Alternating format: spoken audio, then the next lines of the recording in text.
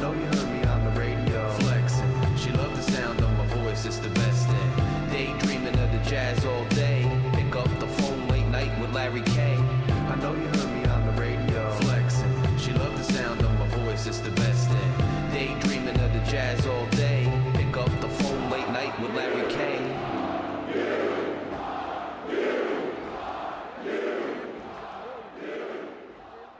Rutgers fans, welcome to another episode of Night Watch with your host Larry K. Apologies that I hadn't gotten my post-game reactions up in the discussion of the two games, the basketball game when Rutgers fell to Texas A&M, number 20 in the country, as well as Rutgers football finishing off its regular season with a huge win over Michigan State, 41-14. I was watching both games together at Destination Dogs in New Brunswick. We got the bartender to put on both games side by side, and I'm in there chilling, and I had been catching up with a friend I hadn't seen in a while, and then just had a relaxing Thanksgiving weekend after that, and had some family stuff, and just very busy, so it's been a little tough to get on time. I do apologize for that, but your continued support is still appreciated, so thanks for tuning in once again to Night Watch. I just wanted to give some brief thoughts on these two games. A little bit of touching on the overall season for football, but I want to do a whole episode really touching on the football season overall. So that'll be coming from between now and the bowl game, and we will find out what bowl game we're going to be in. So I want to talk about that a little bit. So plenty on the horizon for Night Watch with Larry K. And if you want to check the content that's coming out, remember, this is always available as an audio podcast on every major podcast platform. And click subscribe on the YouTube channel to make sure you get updated whenever there's new content out. Your subscriptions are very, very appreciated. We've now gotten past 700 subscribers. We're trying to get to 800, but the main goal is 1,000 subscribers. So everybody who listens on all the mediums, including YouTube and all the audio podcasts, are very appreciated. So let's get into this. Snowing out in Michigan, and it was... Early on, I thought, look, Michigan State's playing for a bowl game.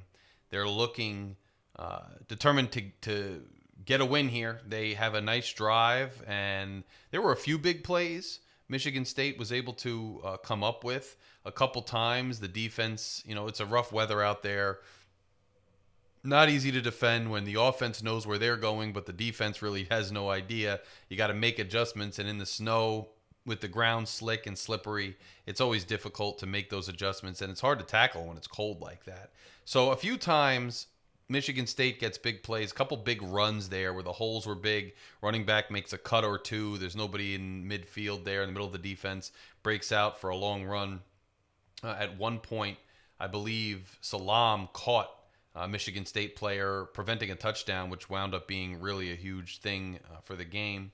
But early on, Michigan State scores, but then really Rutgers doesn't look back after a beautiful drive, marching downfield, getting a score, and then Michigan State botches on a bad snap, a punt. Rutgers recovers on the 1 or 2 yard line, winds up scoring a field goal, and really plays complementary football the rest of the way. Defense, special teams, and offense really working and feeding off of each other, which when Rutgers has been good this year, they've been able to do those things, right? Hats off to Jay Patel, 4 of 4, I believe he was. Just very good kicking the football in really difficult weather, a long of 42. And, at the end of the day, and also all the extra points he kicked, a total of 15 points. Jay Patel, I think, earlier in the year was in some tough situations. We passed up some field goals he could have made, and we had him kicking field goals cold that were really pretty far out. And so to see him perform the way he did in that terrible weather was really encouraging to see. And to see Rutgers just come up with the plays that they did, stifling Michigan State, not getting discouraged at all when Michigan State had big plays, but rather pushing them back after those big plays. Really a key 4th and 1 stop that was just a thing of beauty. And I believe it was Jabome who got back there and made the stop. But Jabome has really come on now. He had some good games early in the year. There was a lot of hype about him going into the season, especially with the injury to Motore. and he's lived up to the hype by and large. He had a couple games where he was struggling there, and especially in October, but he's definitely picked up the pace and has really performed to expectations in much of the season, including our wins. Nice game for him. Two tackles, two solo tackles, 5 total, a sack. Bo Mascow gets an interception. So the defense, despite its struggles in October, really for the entirety of November has played pretty well and up to standards. I understand that the fourth quarter against Illinois, we would like to have some of those plays and some of those drives back. But overall, Joe Harris-Simiak's crew really did a good job. And now on to what I think has really been probably the biggest revelation about Rutgers this season is the offense. And Greg Schiano said it in his post-game presser this week. He said, look, we have a Big Ten offense out there. We're scoring points. Teams have to watch out for our offense. And he gave a hats off to Kirk Ciarrocca. And it's now come out that Kirk Ciarrocca was interviewed for Temple, but is going to stay ultimately with Rutgers. And that's a good thing for Rutgers fans. Finally having continuity at the offensive coordinator position is a huge thing for the program. And look, Ciarrocca's really done his job, especially now that he's got Nathan Kaliakmanis. Let's talk about him. This game, he was 13 of 22, 157 yards and a touchdown, but you got to bear in mind the conditions he was playing in. And look at some of the efficiency he had there. Mike Broadbent said it best on the Night Report podcast that some things don't show up on the stat sheet, right? There were defensive pass interference penalties that were drawn. There were some dropped balls, and those things are still good passes by Kaliakmanis that aren't showing up on the score sheet. Overall, I thought he's been a really good player for Rutgers this year. And, it's been a revelation with the way that Kirk Ciarrocca and Kaliakmanis have been able to put together the season that they have, but especially down in the stretch in November. Overall, for 2024, 199 completions, 363 attempts. So he's only at 54.8%, which is only slightly better than his best season 2 years ago. And it's not quite where you want it. It's not at 60%. But through 17 touchdowns to 6 interceptions, 2,459 yards, and only 6 interceptions. It's where you want him to be. There's no reason why he can't get even better as a senior. I think his completion percentage can be slightly better even. You can get it up around 60%, and you can increase those touchdowns a little bit, even with the interceptions that you have. I think you're in for a really good season. And I think Athan's really lived up to expectations here. No one thought he was going to come in and necessarily have a 70% completion percentage and, 25 touchdowns. But what he's done has been really exactly what Rutgers needed this season. And really a heartbreaking loss against Illinois. And aside from that, he would have had an 8-4 season. He had a 7-5 season, which is a step up from last year. And I think, a big part of that is because of the offense and Kirk Ciarrocca and Athan Kaliakmanis. And you obviously cannot in any way forget Kyle Monangai. Kyle Monangai, just absolute beast of a player. Finishes his career, no fumbles. Second all-time rusher in program history, which a program with the likes of Jawan Jameson and Ray Rice and, look at the guy on the Chiefs, Pacheco and all these guys. It's a heck of an accomplishment to be the second all-time rusher in program history. Kyle Monangai, just an absolute monster this season, as always. And despite even not playing a game because of an injury, still has these remarkable stats. He was on 31 carries, went for 129 yards, averaging 4.2 a carry, had a touchdown. Antoine Raymond, 9 carries, 71 yards, averaging 7.9 a carry, 2 touchdowns. These guys that are taking the reins, and Benjamin and Raymond and a couple other young guys, the program's in good hands. But I really think that what happened this season after the bye week, and we'll get into more of this when I do a kind of overall season breakdown, but I think that after the bye week, Rutgers focused on, let's open up this offense.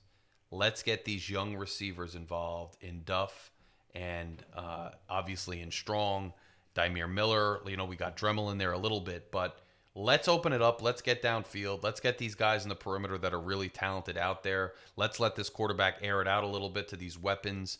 They can make plays if you can get the ball anywhere near them. And then, Dymere Miller's in there to kind of complement it. And, let's get Ben Black a little bit of run too throughout the season. And they did that. And I think the results were very good, obviously. The playmakers got involved. The quarterback got really comfortable in what he was doing. Kirk Shiraka didn't have any handcuffs. He opened up the offense, and he called some really nice games. This past game, he called a really nice game once again. Just some absolute gems in there in some drives where he's mixing up the pass and run very well and, getting the defense off balance and not knowing what to expect. I think that's probably the biggest revelation I saw throughout the pendency of this season. We went from more of a predictable offense where we're just going to feed the rock to Kyle Monangai to a more unpredictable offense, which makes very good use of that unique weapon in Monangai, but also makes use of its weapons on the perimeter and with the quarterback. And I thought the offensive line, despite being a patchwork and despite having some injuries in there in the middle of the season, really started to gel with the younger guys stepping up as we got down the stretch in November. And that is a huge, huge, huge thing for the bowl game and the extra practices and then for next season, because you're all of a sudden going to get guys coming back like Mo Toure and hopefully Wesley Bailey, who has eligibility left. And all of a sudden you're going to get guys back that you didn't think necessarily you'd have next year. And you're going to, in Felter, you're going to be able to have returning starters along that offensive line. Obviously, the glaring piece you're going to have to replace is Holland Pierce. That's going to be a glaring piece you have to replace, and that's not easily done. But at least you're not starting from absolute scratch all along the line, with the knowing that you've got to replace Holland Pierce, which is a huge piece, maybe the biggest piece in that offensive line. At least you don't have to replace everybody. The fact that they stepped up and did, fairly well in pass protection and in run blocking. And, they had their moments here or there where it was a little dicey, but, overall, I thought they did a really good job down the stretch in November. And give credit to Kalik Manis. He knew when to take off. He knew when to climb in the pocket. He knew how to use the pocket. And he knew how to make plays downfield. There were sometimes guys were coming right at him, but he stood in there and he made the plays. And he continued to be resilient and stay in there game in and game out. And you know what? Props to this team, props to the coaching staff for getting up after the heartbreaking loss they had against Illinois and getting in there and bringing this game home and winning this game on the road in rough conditions where there was really only a marginal difference in where you go for a bowl and what your record is and in the standings. But I think overall this team took it personally. They wanted to go out with a winning record. They wanted to be as high in the Big Ten standings as they could. They wanted to go on the road in conference and get a decisive win and leave their mark on this program and go out the way they feel they should. And despite the loss to Illinois, they were still playing for a whole lot, which just bodes well for the culture of this program. Now, I do want to say, and I'll talk about this in an overarching, season recap type thing, but I do want to say there was a lot of talk in October that, there were some questions about Greg Schiano, et cetera, and I think some criticism was warranted. I think Greg was playing a little too close to the vest. I think he was being a little too conservative. I think some of the self-reflection that went on in the bye week that Greg kind of alluded to himself really turned this season around. I think you got to give credit to the coaches for not being stubborn, for looking at themselves, from being a little self-critical and finding out solutions and making an in-season adjustment. But, there was some criticism of Greg that he couldn't get it done or questions about whether he could get it done. And I think it's valid to question those things when you lose 4 games in a row, especially 2 games that you really had a chance of winning with a schedule that was favorable. But Greg obviously is a leader of men, and we knew that, but this proves it for certain. These kids got up and played in those conditions after that heartbreaking loss for him. So clearly the team is still rallying behind him, and he's still got that motivational aspect to him that is huge for the program. And he's also got the ability to select the right young men to put in the program who are going to be resilient, who are not going to give up, who are going to chop the moment the way that they did through much of this season, including this week. I will say, though, that to those of us who predicted the possibility of a 9-win season, let's face it, Rutgers was just 2 wins away from a 9-win season. 2 wins away, and they weren't necessarily close wins that they eked out, right? Michigan State, they absolutely pummeled on the road in rough conditions to end the season, 41-14, just a drubbing, a beatdown of Michigan State. And Michigan State is not world beaters, but it was a beatdown of Michigan State, okay? They beat a winning Minnesota team at home in conference who came in with a winning record and who had a good and respectable season, a good team. They beat Virginia Tech, and I don't want to hear that they barely escaped Virginia Tech because they were owning Virginia Tech in the first half of that game and should have ran away with that game, but for some questionable coaching decisions that made the game close, but the guys willed themselves to victory at the end there. They lose to Nebraska by 1 touchdown in a game where they just couldn't get things going. And quite frankly, the refs might have, if they had called Kyle Monungai into the end zone, or if we had paused to look at it, or gotten another inch, would have at least been tied in that game. And then a UCLA team that had a brutal schedule and a brutal travel schedule that just beat us with playmakers on the perimeter pretty badly. You know, between those 3 games, and Illinois, obviously, Illinois. So between Illinois, Nebraska, and UCLA, if you won just one of those games, you're 8-4. If you win 2 of those games, and it's very well within reach, you are 9-3. So this drubbing, yes, it shows the resiliency on the part of the team. It shows that they're playing for Schiano. However, this drubbing also shows that this is a good team, a team that's capable, a team that had the potential.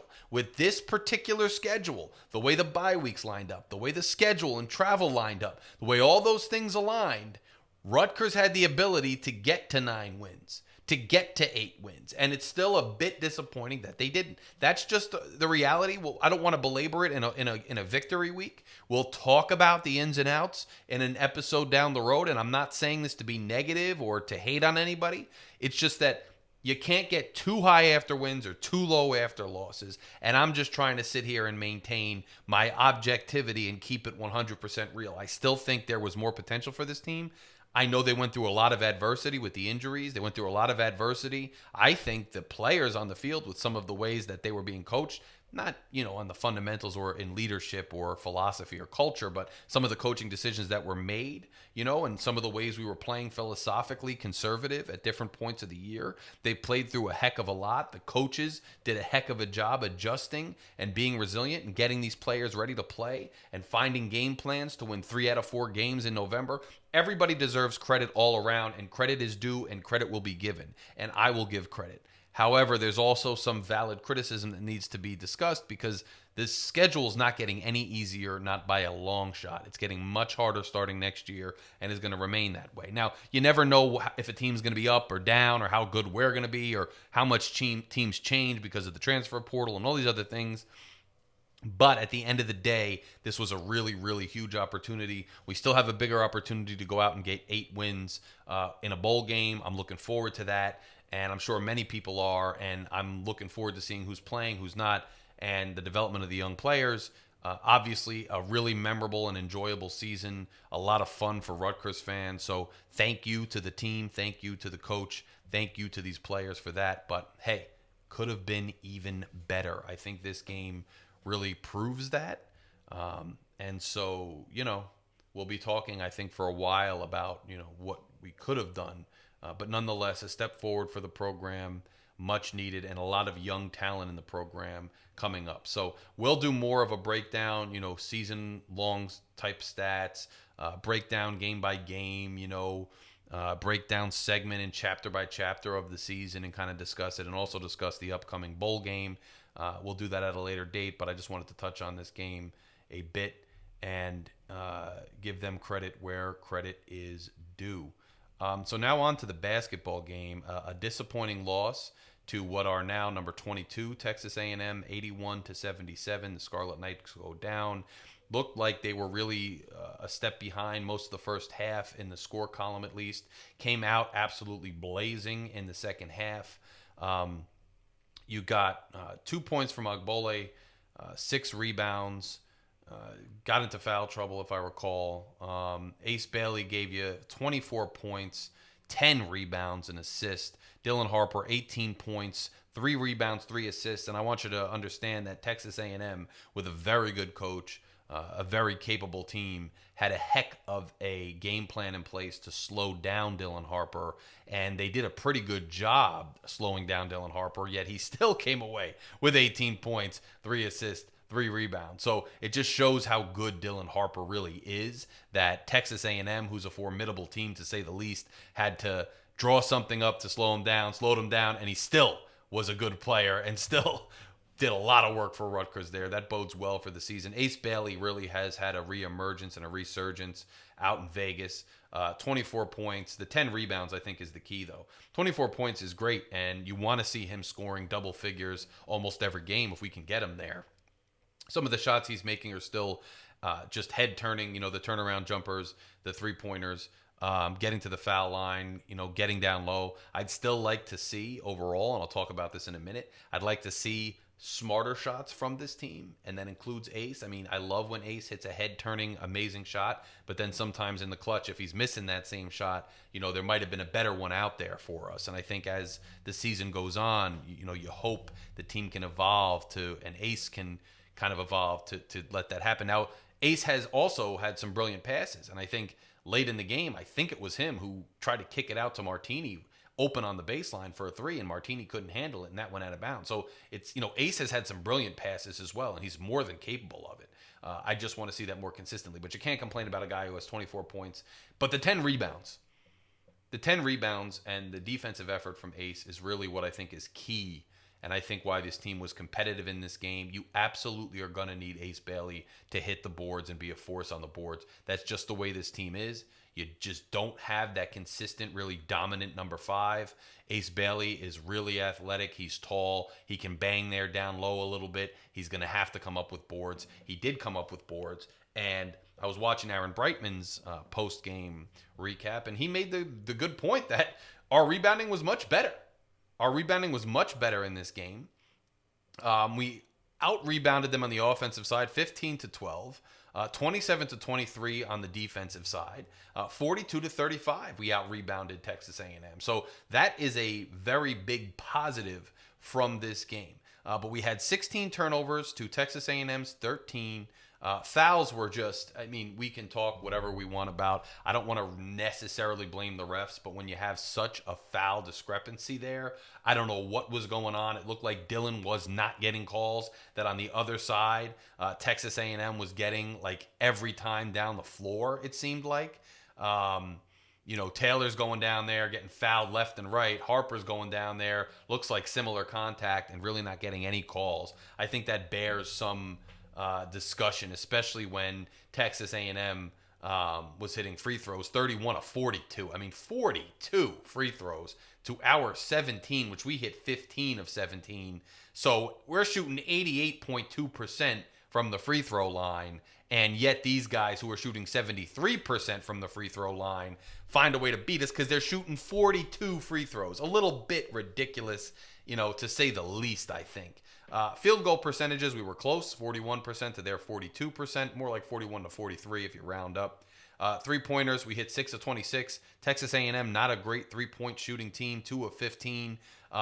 So substantially lower. I think the story of the game, you're looking at it, we lose by 4. The story of the game is really the free throws, but there's another story of this game, and I think it bears mentioning here because I've been talking about it here over and over, and I understand that Texas A&M is ranked, they were ranked number 20 when we played them. And I understand, obviously, Alabama.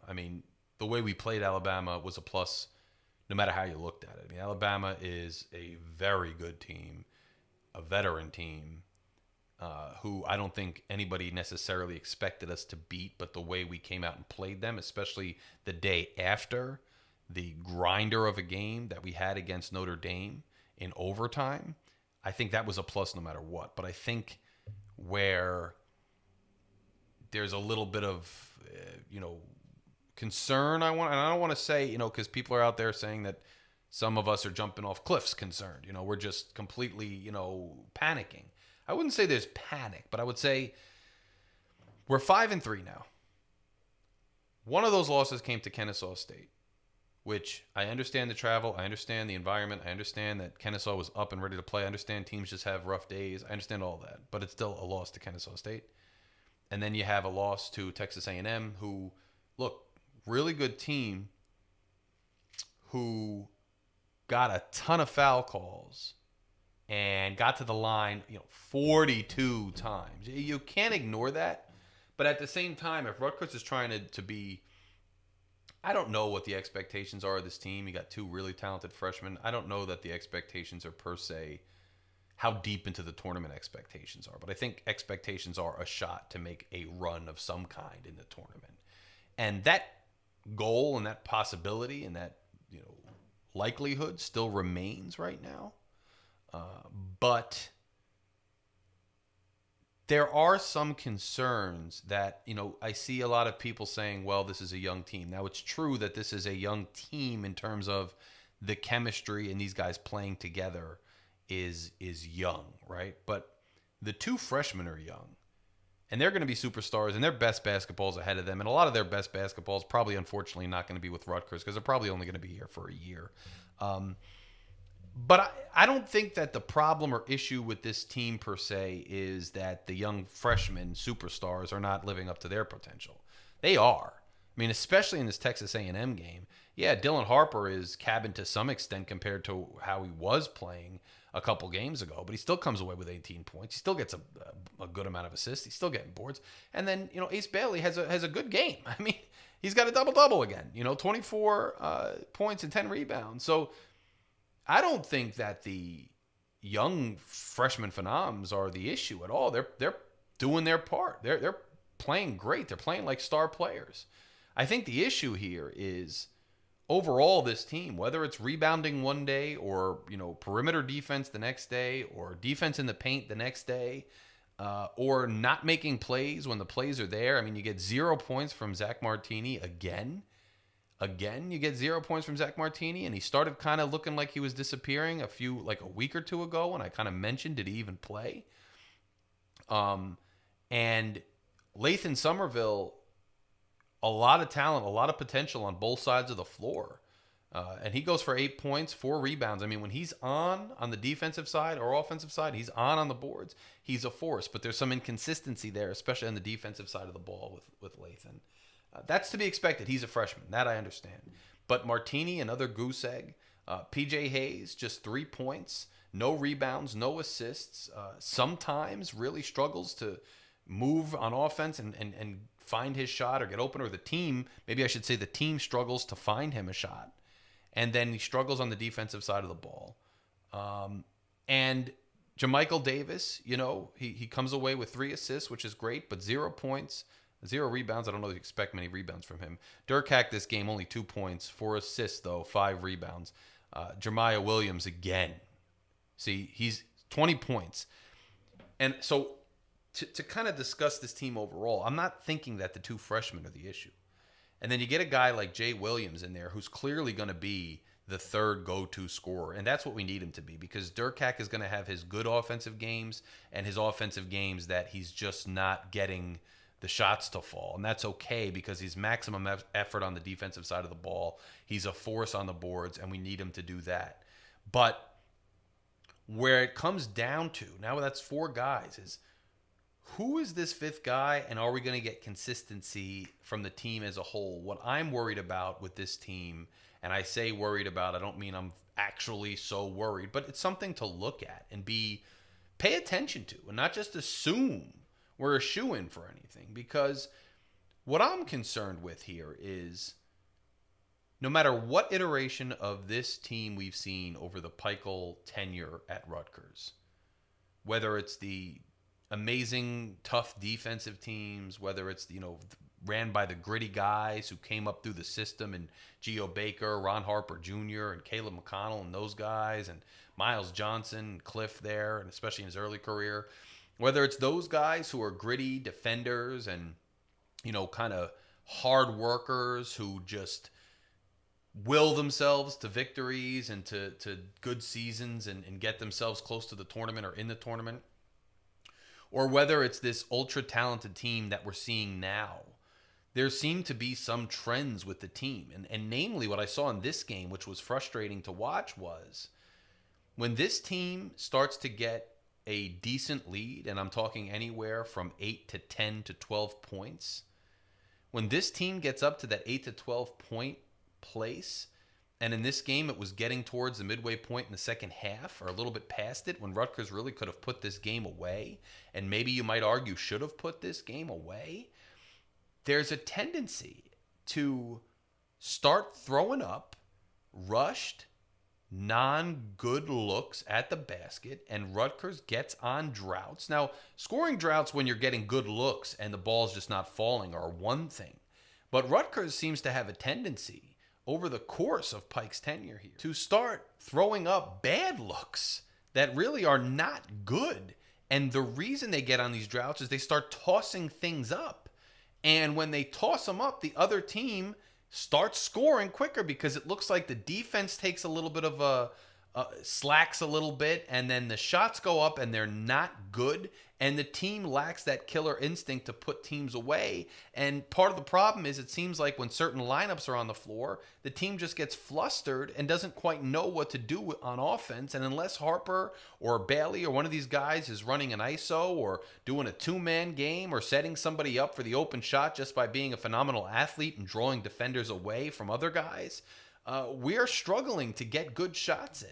And perfect examples, J. Mike tossing up a three, off a turnover when we're in command of that game, and it winds up really changing the game in some ways and giving Texas A&M an opening where, yeah, we could have missed a shot, but we should have missed a shot deeper in the shot clock and missed a shot that was a better look. That happens. But when we're just throwing it up there, it's a little difficult. And I've noticed that teams who are good in the paint, they seem to get their points from Rutgers in the paint. Teams that can shoot from the perimeter, they seem to be able to shoot from the perimeter on Rutgers. Now, this is never and was never going to be a defense-first, defensive dominant team. This was always going to be a team that was going to get into shootouts and try to outscore you. And there's no reason why this team can't outscore their opponents. Absolutely none. But when you lose to Texas A&M in a neutral site game, even though they're a good team in top 20, you're trying to also be top 20. You're hopefully trying to be top 16. And you little Freudian slip, you know why I said that there, because you heard it. I know this is not the best version of the team, and we'll get the best version of this team later in the year. And I know that some of these other teams are more veteran-laden teams, so they already kind of have some of their best foot forward. But all teams go through seasons, whether they're veteran or young teams, and hit their stride later in the year, ideally. And all teams improve over time. So it's not like we're going to improve head over heel, hand over fist above everybody else, and yet everybody else is going to regress. Now, some teams will regress, and some teams will get much better, and maybe we'll get exponentially better where some other teams don't have as high a ceiling. But you can't necessarily count on those things. We've got to eventually turn moral victories and great performances that are fun to watch from the Stars into team effort wins and get some of these W's, and we're going to have to start doing it right away. Now, we have Ohio State coming up, and that opens conference play. And we still have a ton of Ohio State this Saturday on the road. And I'm going to have a preview show. I'm going to be on with Eric Boggs of the OHIO podcast to talk about that game coming up. So make sure you tune into his channel and check me out over there. But we have that game coming up, which opens up conference play. And then we're home for Penn State very quick after that. So 2 conference games there. And I'd say winnable conference games, but nothing's easy in the Big Ten at all. So you got 2 conference games. You got to start winning.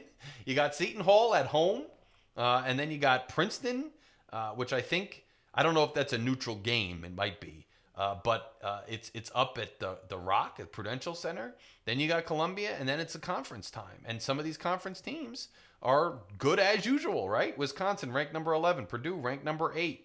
I mean, this is no slouch this year. Illinois is ranked number 19. So and Oregon, don't forget we got to go on the road to play Oregon, So, this doesn't get any easier. And at some point, you got to turn the potential and the fun into actual W's to get on the score sheet here, to start building up this resume to make a run later in the year. Now, obviously, that can happen, and there's no crazy rush, but it's got to start happening soon. And you need guys like Martini and Hayes to start being more of a factor. And if they're not going to do it, maybe you need some of these younger guys. You saw Grant got a little bit of run this game. You need them to be a factor. And you can't just rely on these two freshmen just out talenting everybody else.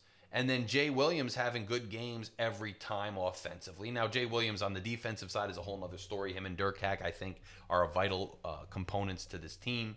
And I've also liked some of the development I've seen out of Agbole, and I've liked the development, and I like the potential in general of Somerville, but he's going to have his ups and downs, and we've seen that. You need, if you're going to have guys in there who have offensive potential, like a PJ Hayes, and he's a defensive liability sometimes, where you're going to have to find the most optimal ways to use him on offense, to get him good shots, to get him good looks, to get on the same page, because you're going to need those scores to help equalize you if your defense is not great, and that's just going to have to happen. And then you're going to need guys like Martini. I mean, what role can he play? Find a role for him to play. If he's just not cutting it, then find somebody else who can do it. But I just think this team has all the potential in the world. But from an organizational standpoint, from a coaching standpoint, you got to get these guys, especially in these closer games that are tougher. You got to get smarter shots. You got to be disciplined, on both sides of the ball. And you got to put your foot on some of these teams' throats and build leads. And yes, even with the defensive woes at some points in that game, even with some of the poor shot selections and the droughts we went on, if Texas A&M didn't shoot 42 free throws, there's a very good chance we still win that game, because there's a lot to like about what the team did against Texas A&M. But at the end of the day, we come out of Vegas 1-3. If you add on Kennesaw State, we come back from the road trip. And not 1-3. What am I talking about? 1-2. 1-2. But we come off of the road trip 1-3, and one of those losses was to Kennesaw State. So, 1-3 is not ideal on the road trip. And if you came out 2-2, but only one win in Vegas against, Notre Dame in a neutral site game, but you lose, you drop, your 2 to top 20 teams to ranked teams out there. But you took care of business against Kennesaw, and you got one win in Vegas against a notable team overall. Then you come out of that 2-2, and you're not feeling so bad. But you lose to Kennesaw State, come out of that road trip 1-3. You got to talk a little bit about it. You don't have to panic, but you got to talk a little bit about that. And what are some of the reasons that we couldn't get over the hump and get one W there? And there are reasons. It's not just bad luck or just bad officiating. There's also some things that our team can do to improve. And one of the things I live by these days is, at the end of the day, right, you can't always find something somebody else did in some outside force that caused your misfortune, right? Because if you do that, you take all the power away from yourself. Yes, the officiating was extremely lopsided in this game. But what could Rutgers have done to overcome that? There are plenty of things we can point to that Rutgers could have done to overcome that, namely taking better shots and getting deeper in the shot clock and moving the ball around better to find a better shot. And namely guys like Zach Martini not, committing some rough plays at the end of the game that really were a huge X factor. If he takes a shot and misses it by a little, that's one thing. But if he's fumbling the ball out of bounds and he's one of your upperclassmen, there's some issues there. So you can't cry over spilt milk, you can't rehash and relitigate everything, but a lot to like from this Rutgers basketball team, a lot to like in their potential, a lot to like in terms of much better rebounding and, Ace Bailey continuing to progress and showing what he can do. But also at the end of the day, you got to start turning some of these nice to see things into actual W's on the score sheet. And that needs to start in conference as we head out to Ohio State this Saturday. So going to be interesting to see. I look forward to doing more of an overall season recap with football. Make sure you're checking out all the other content creators. Hopefully I'll be on with them soon to also discuss some of the recaps for the season with football. And we will continue to talk basketball. Like I said, I'll be on with Eric Boggs of the OHIO podcast to do a preview of our upcoming game this weekend versus the Buckeyes. And man, rough football loss for the Buckeyes, huh? Rough football loss for the Buckeyes. I don't think anybody really expected that, but they go down to Michigan once again, and then Michigan's trying to plant the flag, and all the ruckus breaks out. You got to start, in my opinion, there was valid criticism of Ryan Day inheriting such a, machine of a program that was going to continue to get recruits into it. but now, kind of fell short with the loss to Michigan once again. And you got to start thinking about what's going on there in that program. But we have a basketball game coming up against them. So I'm looking forward to the football breakdown and more discussions about that. Looking forward to tackling the entire basketball season with you guys. Once again, thank you for listening. Thank you for watching. Thank you for supporting Night Watch. The journey from just firing it up as a former On the Banks writer and trying to gain some traction to, being a guest on several other content creators platforms, getting all of you guys on board with me, listening and being part of the family has been an awesome experience and an awesome journey. If you still haven't taken the plunge and click subscribe, the button's right here. Just take that plunge, click subscribe. Greatly appreciate it. Let's get up to 1,000 subscribers. It starts with every small step, every new subscriber. So 727, 728, you could be that person. Just help us keep building it up. It's much, much appreciated. It's right there. Just click it before you leave. And I will talk to all of you guys very, very soon. So great way to end the football season. Basketball is just getting underway. Larry K is out. Go RU.